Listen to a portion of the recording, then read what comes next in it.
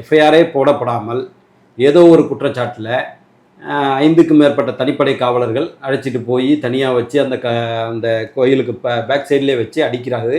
அந்த அடிப்பதற்காக இவர்கள் வந்து ப்ரீப்ளான்டாகவே மிளகாய்ப்படியிலிருந்து கட்டைகளிலிருந்து அத்தனையும் கொண்டு சென்றிருக்கிறார்கள் என்பது வந்து ஏறக்குறைய அது வந்து கிட்னாப் அண்ட் மர்டர். அது வந்து நிறைய பேர் சொல்கிறாங்க லாக்அப் டெத்துன்னு. லாக்அப்புக்குள்ளே நடந்தால் தான் லாக்அப் டெத்து, நீங்கள் வெளில கொண்டு வச்சு செஞ்சீங்கன்னா அது மர்டர், கொலை தான் நடந்திருக்கு அங்கே வந்து. அதே தான் இங்கேயும் இவர்கள் வந்து எந்த அடிப்படையில் விசாரணை நடத்தினாங்கன்னே தெரியல, எஃப்ஐஆரே போடப்படலை.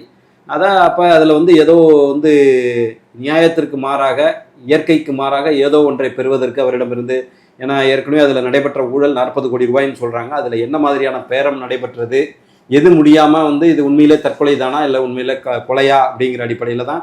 அதாவது வந்து அந்த இரும்பு கரம்னு சொல்லுவாங்க, புரட்சித் தலைவி அம்மா அவர்கள் காலத்தில் இரும்பு கரம் கொண்டு அடுக்குதல்பாங்க. அதுக்கு அந்த பயம் இருந்தால்தான், ஆட்சியாளர்கள் மீது பயம் இருந்தால்தான் அதிகாரிகள் ஒழுங்காக செயல்படுவார்கள். அந்த இரும்பு கரம் வந்து முதல்வரிடம் இல்லாததுனால நம்ம எது வேணாலும் செஞ்சுக்கலாம் அப்படிங்கிறது தான் இவங்களுடைய நோக்கமாக இருக்கிறது.